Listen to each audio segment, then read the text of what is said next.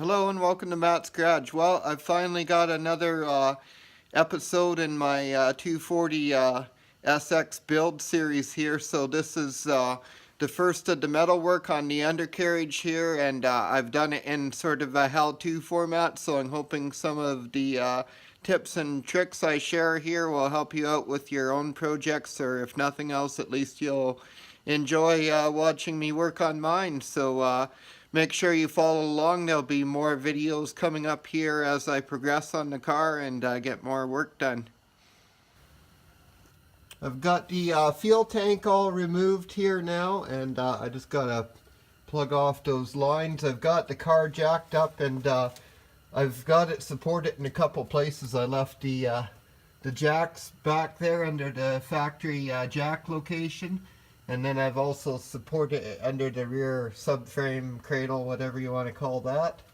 And then you can see there is a little damage to this beam here, but it's quite localized at the rear of it. And so I'll be cutting all that out, replacing it, and also replacing these lower structures here, the trunk drops or whatever you want to call them. And then I've got a little sheet metal work to do on the outside of that. So I got everything covered, and this is the first area I'm going to be working on. I've got these cool silver streak pencils that I'm going to be using to do all my marking. Really cool. I just discovered them recently. And yeah, I'm going to set you up on a tripod here and get to cutting and grinding.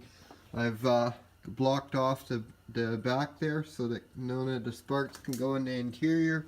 I've got the hatch window all covered up, and yeah, I've pretty well got everything covered so no sparks can get in anywhere, even things like the sunroof and the engine, because I'm going to be grinding all over in here before I'm done. So I think I'm going to cut a lot of this out with the Sawzall, but I have to at least start to cut with the grinder, so I'm going to cut along here with the grinder, then Sawzall the rest out, and then the beam's coming right out with it, and I'll be drilling the spot welds to separate the beam from this back panel here.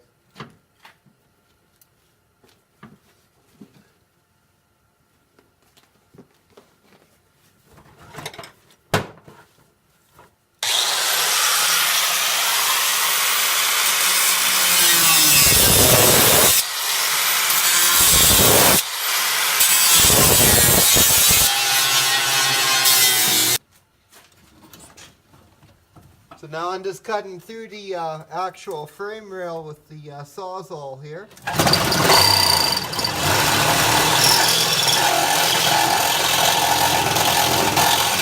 So this panel is spot welded to the end of the frame rail, and I want to preserve those spot weld locations. This is still in salvageable condition, so I don't want to be cutting and replacing it needlessly.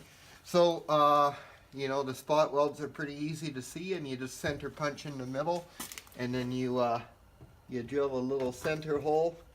I know this is a pretty big bit, but I broke most of my small ones, to be honest. Gotta buy a new set.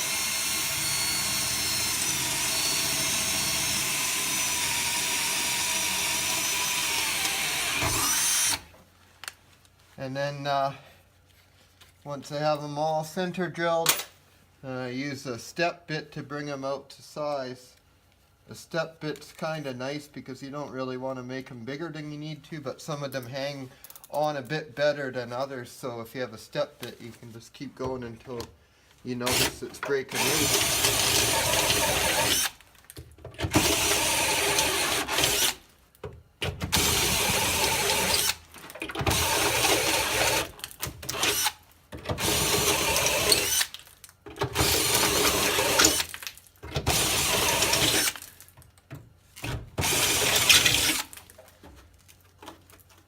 Okay, I think most of those are loose there.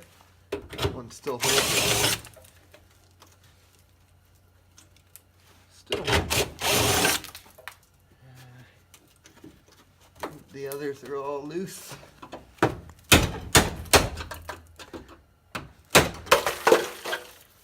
There we go.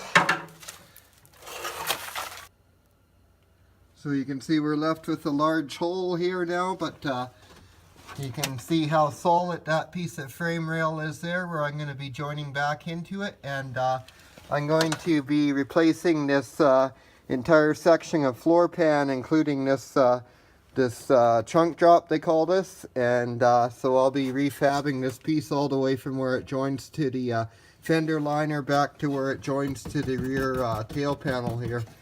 And I'll be putting the beam in here first. Like, I'll be building the beam completely off the car and then installing it in here so I can weld it both sides, spot it in the factory location there. I'll be transferring over the bracketry that the bumper bracket bolts into. That's still solid, so I'll be transferring it to the new piece. And yeah, this area will be as good as new when I'm all done. You can see just how bad that piece was. And this is the good part of the car. The front of the frame rails are even worse, so when we get to them, things will really get interesting. Although the front ones have a solid floor pan over them, at least. That helps. Okay, so I'm going to be rebuilding this whole section of frame rail here. Trying to duplicate it as close to the original as I can. And just to use for template material, I just use like a old cereal box, works great.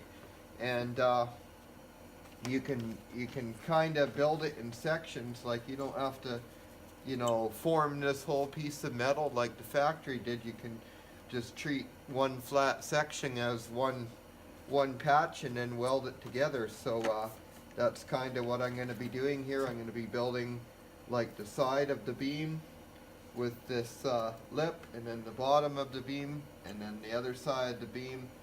And there's a couple layers back here, so it's going to get pretty involved, but that's the only way that I can think of to fix it correctly. So let's get started here. And we're going to be matching the metal up so the template doesn't have to be 100% exact, but the closer the better. So and we essentially just cut that out, and I'm just using tin snips to cut it out, tin shears, whatever you want to call them.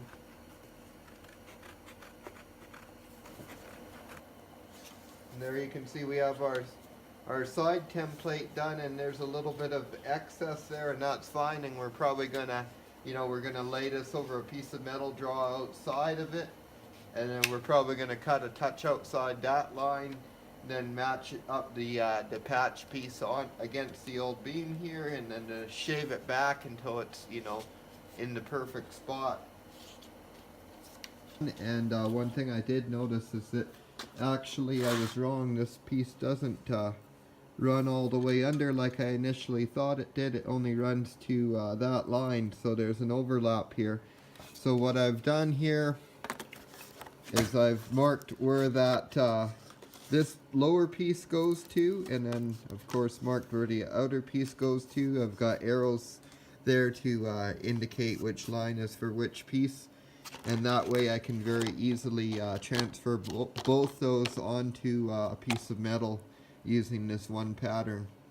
And then I made up these this little pattern for this corner brace here. And the nice thing here is that when I'm done making that piece, I can, you know, it doubles for this side. So symmetrical pieces are nice like that. Your pattern is doubly useful. Great. Here's everything traced out onto the 16 gauge sheet metal, and I've obviously marked which pieces they are so I don't get confused, and then I also just marked my fold lines, because it's really annoying when you're cutting and you accidentally cut a line that should have just been folded. Speaking from experience here. Okay guys, well I'm just cutting the last couple pieces out here. I actually already attempted to cut them once, but when I got to fitting everything, they weren't fitting how I liked, so I'm just redoing them because I have some other smaller pieces coming up, so I can cut them out of those pieces and there won't really be any material wasted that way. Um, I've already started forming the shapes of some of them, so those are the edges that get spot welded in, and so yeah, it's taken shape. We're just gonna cut out these last couple, and I want to point out that you should always wear your dust mask and hearing protection when you're grinding, because these wheels give off a lot of toxic dust, and of course it's loud.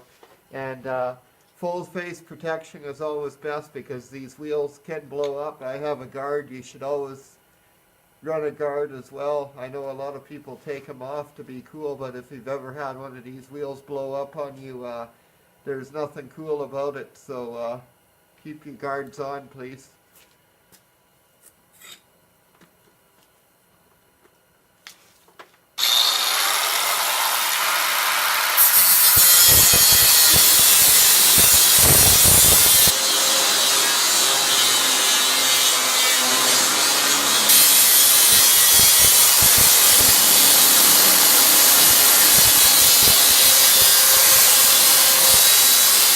I do apologize for the noise you hear on the camera. Is my heater running? It's kind of cold out here, but anyways, I've already refabricated the inside rear section of this beam here, so now I'm gonna do the outside section. It's pretty much the same deal, just opposite bends there. Got my fold lines marked, and I'm just working on my lap bench here, which is kind of my own little invention. It's got an edge here to beat stuff over and whatnot, so kind of handy for this. And then just using a regular body hammer. You could use a small ball peen hammer, but I do like a lighter hammer and more lighter hits, so that you don't have like peening marks or whatever on your surface of your metal. I just like to work the metal slowly, and you get a nicer finished product that way, in my opinion. So I guess it'll be kind of loud, but I'll just kind of show you. So I'm just lining it up on the edge there, and then just slowly fold it over.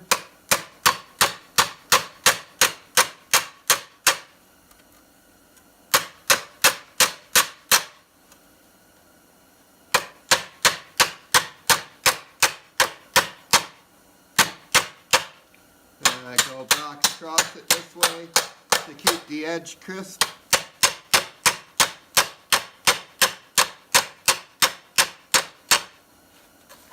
And you can work it this way as well. It just depends how you have access, because as you work this over now, this will be in your way. That's the problem with this. So you kind of have to think ahead.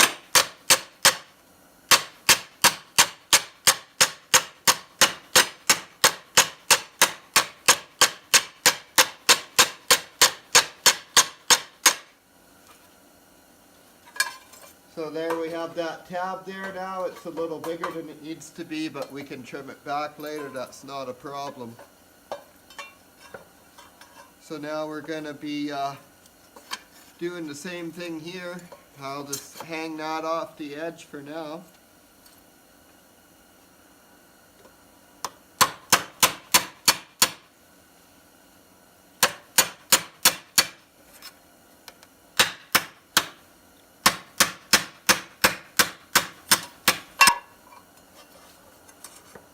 Okay, and now I don't have very good access, so I'm also lacking a line there.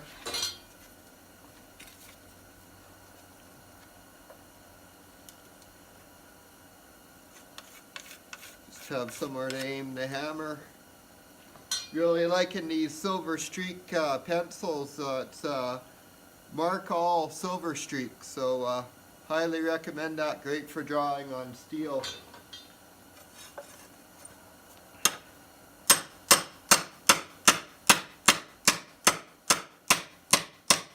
I kind of like working on wood because the metal sort of bites into the wood and it holds the metal where you want it that way.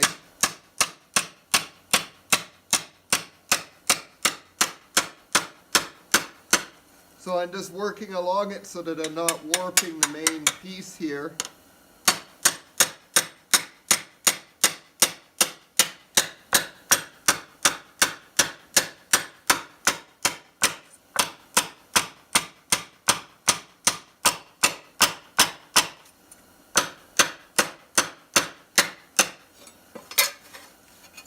And you can see it's already taking shape there.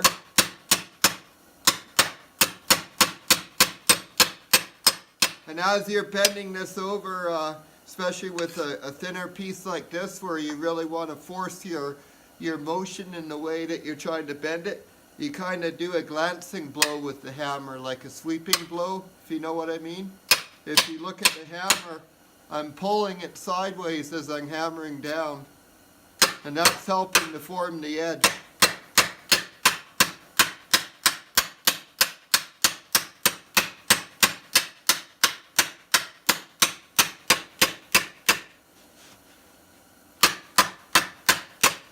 Now you can certainly use a little torch like this and heat it up.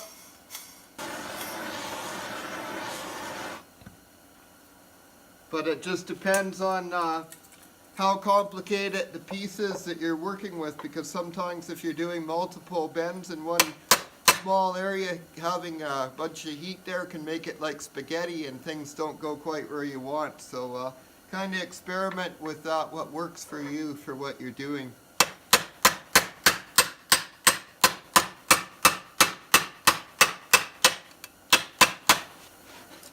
My lap bench, it's padded on the back side, so I can put it up on edge like that, just to finish that bend off nicely.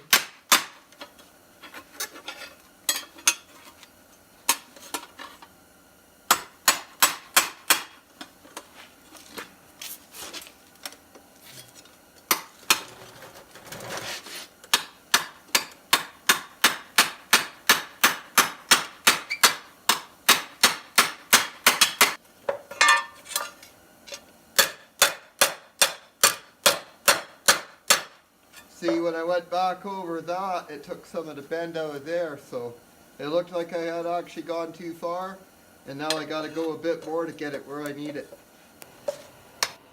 I've got the entire outside of the beam roughed out now.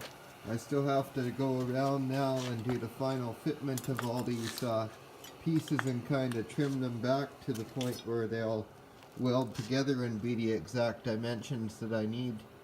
But you can see I've got a pretty good start here to getting this where I need it, and I've still got a ways to go and a lot of welding and grinding to get it looking proper, and then I'll have to build the inner structure, but it's really taking shape here. I've just gone over all of these with like a little grinding disc here. It's a 60 grit disc, and then I used a fiber wheel just to get the mill scale off and get everything cleaned up so I get good welds, and then I'll be going over it all again as well once it's welded together. When I dress all the welds, I'll clean everything up before paint. But I just peeled back the skin here, and I'm just getting all the original spot welds drilled out on.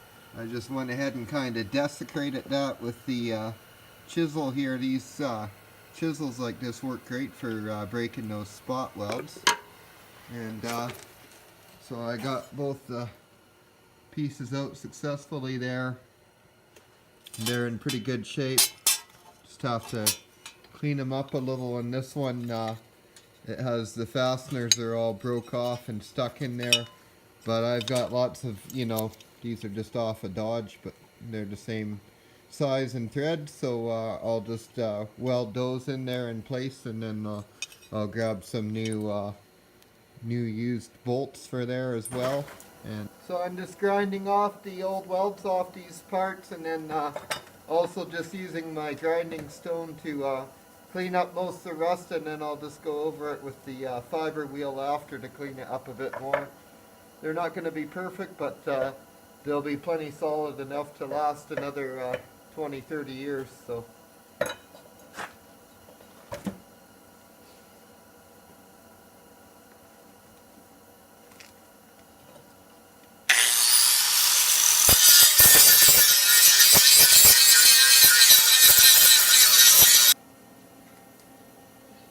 just got to make sure that it's lined up, and then I'll tack it.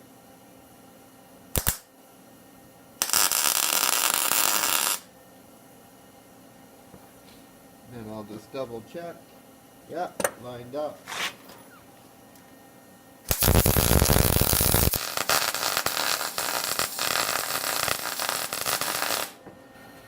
So there you can see I've welded those nuts in place. I went a little you know, crazy around here with the weld more than I had to, but it's just I did that to support the this piece because it's a little thinner from rusting and me grinding it down and whatnot. So I just got it tacked to the bottom piece of the beam here, and then I got to drill some holes for spot welds in this piece. So I've got them marked out with the Sharpie. That's to weld to that piece, and then I also have to mark and drill out the holes, of course, for those bolts to go through. And what I did there, maybe you can see, is I took an old spray can and just spray paint it, like I lined it all up on there perfectly, and then I sprayed down through the holes, and it didn't leave a great mark, but it left like a half round there so I could see where it was, and then I put a Sharpie mark there, and then I was able to confirm it by putting this on there, and I can see the Sharpie marks through the holes. They're dead center, so that'll be good, and I'll drill that a little oversized anyways. Okay guys, I've got everything drilled here. You can see for the spot welds, even for this piece fits in here, and I've got that all marked and drilled. So I just got to weld it together basically. I already had it spotted together, and then I broke it apart again, so I just have to line up those spots and everything else should fall into place here. But I've still got the old beam here. It's a little bit mangled from pulling those brackets out, but I can still get pretty accurate dimensions off of it. So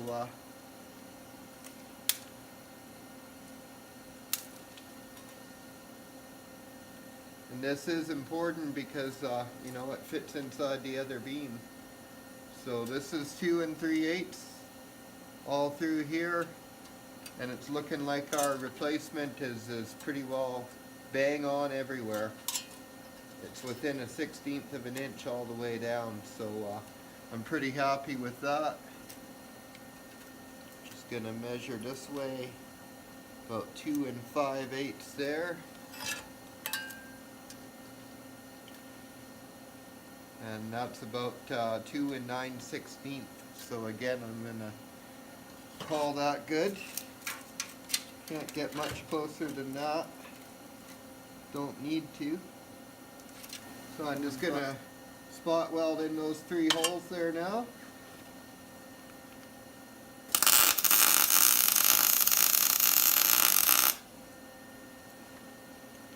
So the key to a really nice spot weld like that is you start on the edge, you get your arc stabilized, and then you run the arc into the hole and run it around. If you do it that way, you just end up with that little splatter where you start it, and the rest of it's perfect.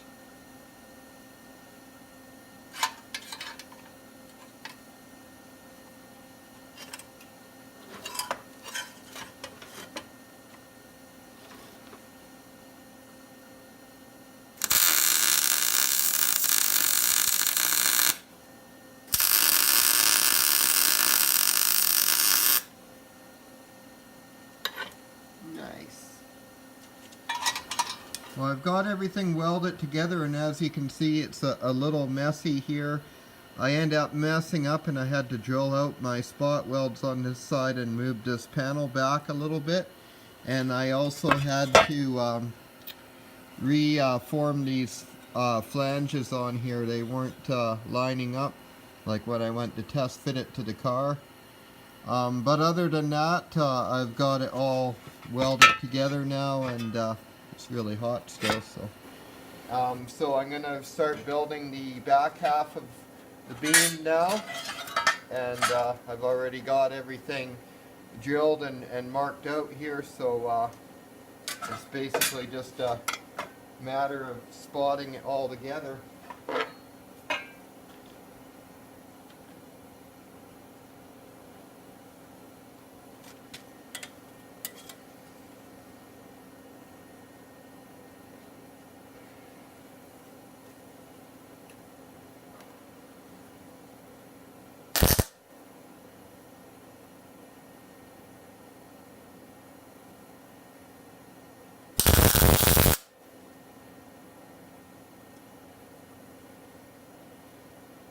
I'm just going to do that one spot for this moment, and then I've got the old part here still, so we're going to make sure that we've got this curvature going the right way and everything.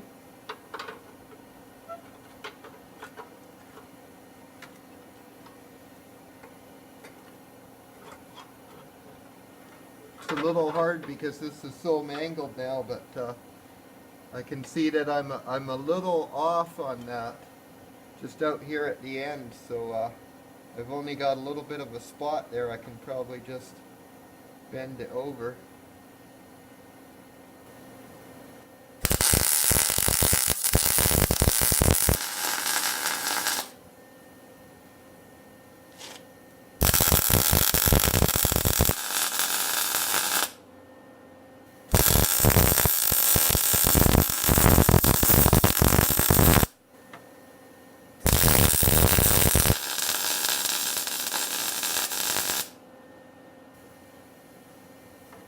There we go, 4 nice spots there. Now the sides I'm going to do a similar thing because I got to make sure that they're true. And so I'm going to line them up until I think they are and spot them, and then we'll see if I'm right.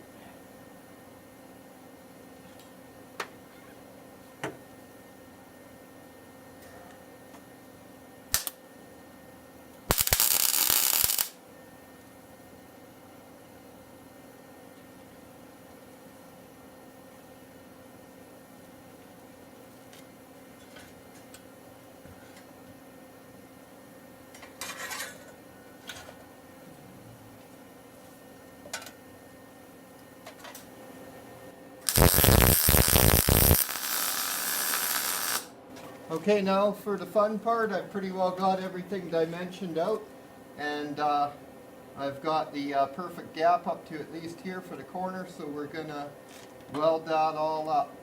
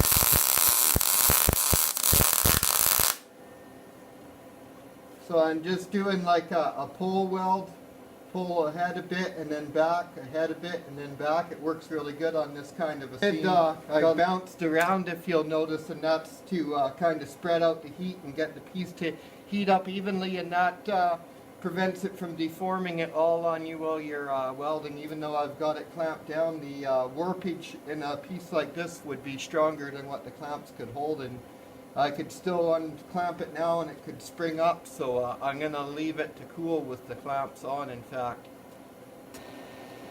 Well, I'm just waiting for those welds to cool down here so you can see how it looks before I grind everything.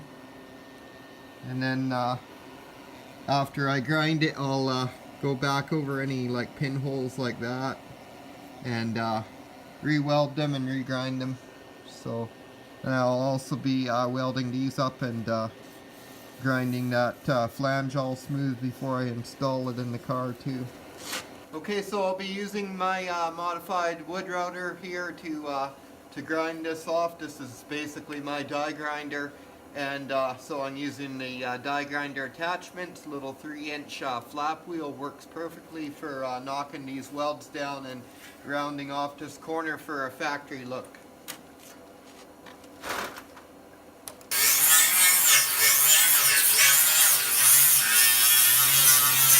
I'm just working on this little corner bracket here. I got it all tacked together, and then I just gotta drill it and spot weld it on, and here's the original, so I also have to make that factory hole in there, but otherwise it's taken shape nicely. So this piece from the factory has little cutouts here. So these are like 2 little tabs with the cutout in between. There's also a hole here I have to create, so I'm just doing that, and then this is ready to weld on.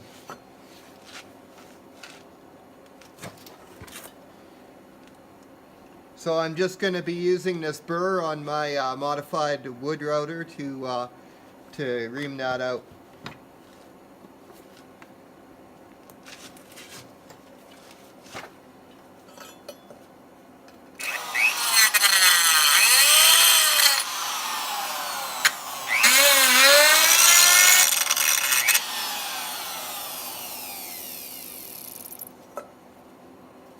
Okay, so I'm going to be welding this bracket on here. I've already got it marked and positioned, and everything's drilled and fitted. So the only real tip here is that when you're working in a kind of an area where there's not a lot of material, your puddle can overheat the material really quickly and blow through.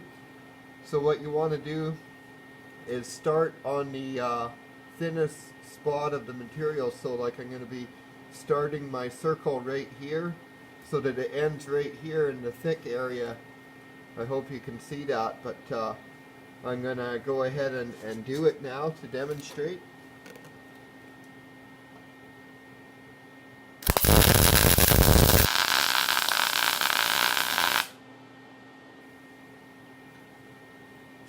Really nice spot right there. Now I'm just gonna grab my hammer.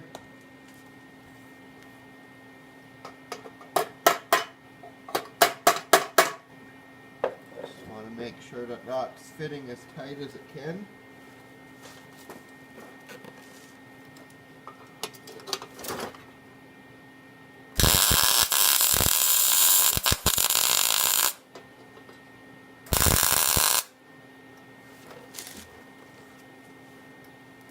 Now these top ones here,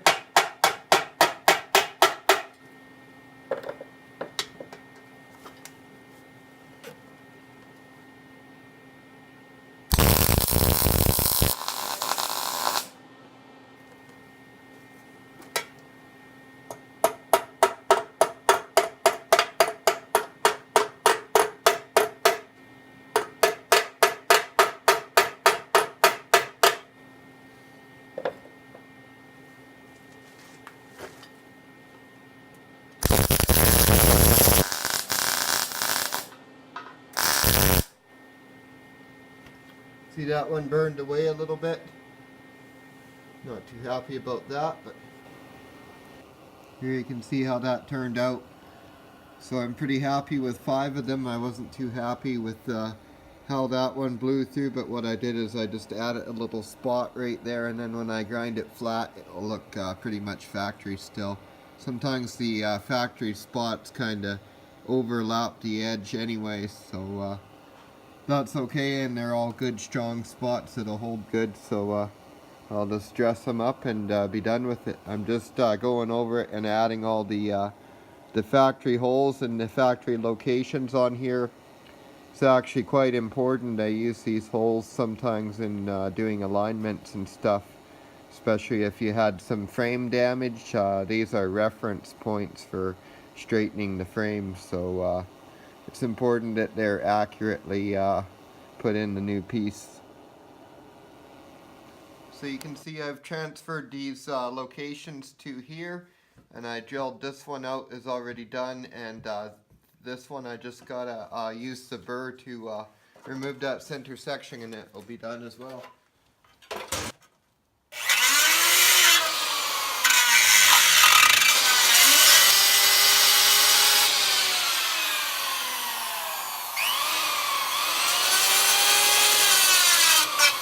I'm completely done the outside of the beam now.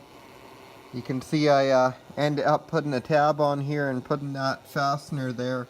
I can't see a real purpose for it, but I'm just going for factory look here, so that's why I went ahead and did that.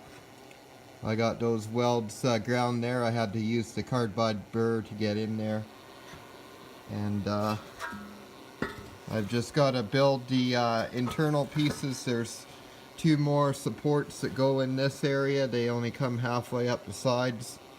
You can see that I have a lot of penetration through to the back side, so that's why I was able to dress those corners off. Anywhere where I didn't have what I felt was sufficient penetration, I just laid a bead of weld in here to make sure that it was well supported and that I didn't have any thin spots in that corner. You can see I did the same thing in there. Added a little weld in the thin spot. There's the back side of that nut. It was actually a hex nut, but the factory original one was a square nut, so I actually ground and welded on it until it was a square nut like the original, and then I welded each corner just like the factory did. So it's pretty well dead on to what the factory one is.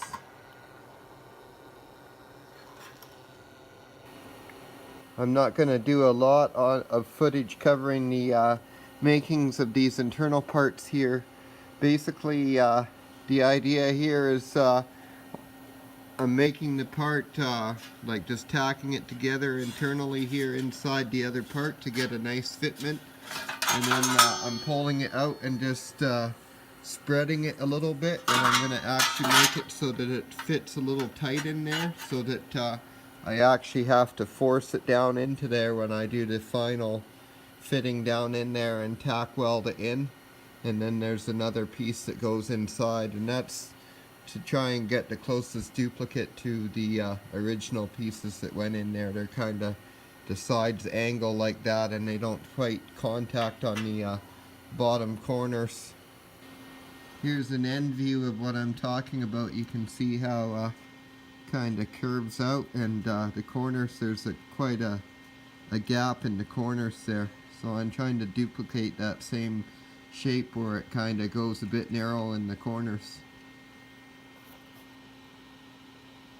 And then you can see it's spot welded all down here, so I'm going to be duplicating that. There it is, all welded up, and I just have to dress the welds, and then I gotta drill it for spot welds, and then I can spot weld it into the other beam. Well, this is a new one. I was actually stopping my grinder, my router grinder thing here, and it was just spinning down, and I kind of bumped the disc against my leg, and next thing I know, this is like this, and the center came out.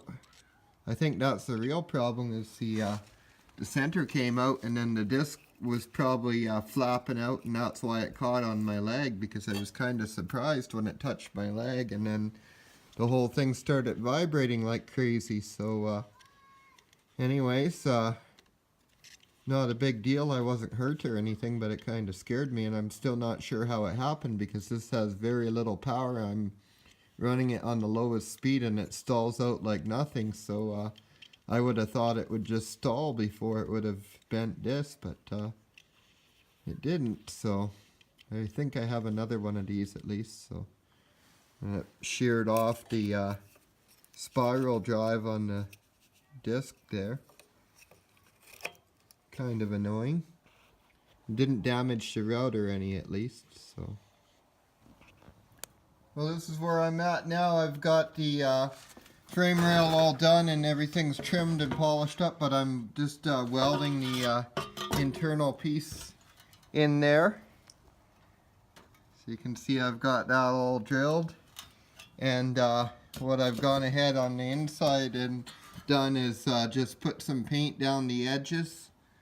You could use like a weld through primer on this, but I kind of like to just like I'm going to hold the beam up on end when I'm done and really hose the paint in the end of it between the layers and let it run all between. But I just want it to get a nice coat over that seam there, because that's where the rust is most likely to breed in there. And I also took a wire brush down there really good and cleaned it up.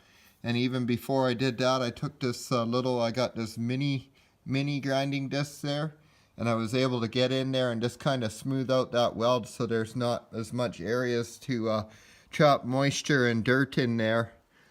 So now I have this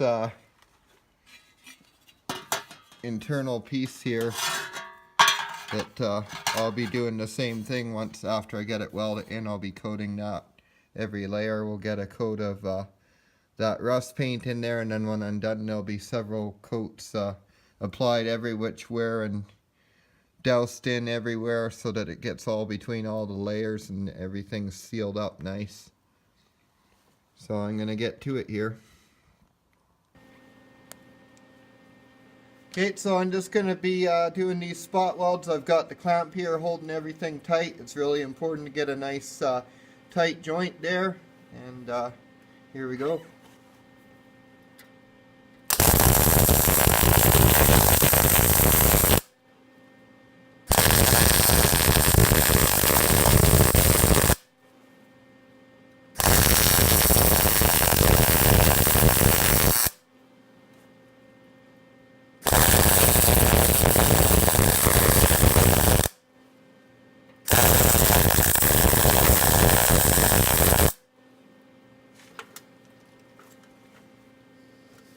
We're going to have to move the clamp down now.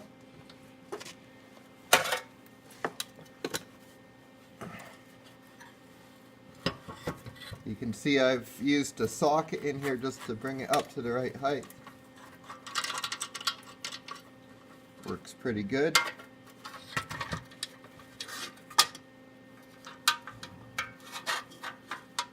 Here's everything spot welded in and ready to be ground off. Turned out really nice. Everything fit up nice and tight everywhere. And here's the humble beginnings of the final internal piece there. It's only about a 10-inch long piece, and it's not as high as the other one there. You can just sort of see in there it only goes part way down. Has a bunch of holes in it and stuff, and it doesn't come out very high. So we'll try and duplicate that as close as I can. It's a bit thicker material too, you can see on the end there, slightly thicker, so I've gone ahead with the thicker material here. What I started with here is 1/8 inch plate because that's the closest I had, which is slightly thicker, so you can see I've dressed it really good here with the grinding stone to take a little thickness off it, and I think I've got it pretty well spot on to the factory thickness there, so should work out well. And here's that internal piece about halfway built. Ooh, hot potato. Just finished welding that, so she's hot. So I made a bit of a slit about halfway through there just so I could bend it over, because that's how the factory piece is. It's got a big flat area in here, and so I've duplicated that quite nicely. I just welded this one side completely on. I'm going to grind it all smooth and fit it into the frame rail to make sure that it's fitting perfect before I weld this side on, because this piece is thicker, so if I try to force it in there, it's going to end up deforming my frame rail rather than the piece. So it's important that this piece fit absolutely perfect. So I'm just got the final piece here all tacked together, and I'm ready to fit it in here before I weld it up solid. Just fit it into the frame rail. So I've still got to trim the ends, but that's fitting pretty nice. I've got the width how I want. These pieces here are not quite contacting everywhere like I'd like to, but I'm going to weld it up solid, and then I'll hammer that out to match up there, and then weld it in. So here we go, all done. I've decided to leave this internal piece, this final internal piece, for last to put in after the beam's actually installed into the car.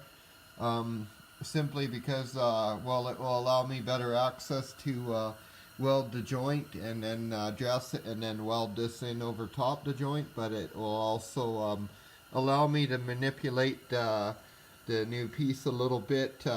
You know, it's not 100% perfect, so as I put it in, I'm going to have to manipulate it a bit to get everything lined up and have a nice seam where the two beams meet up.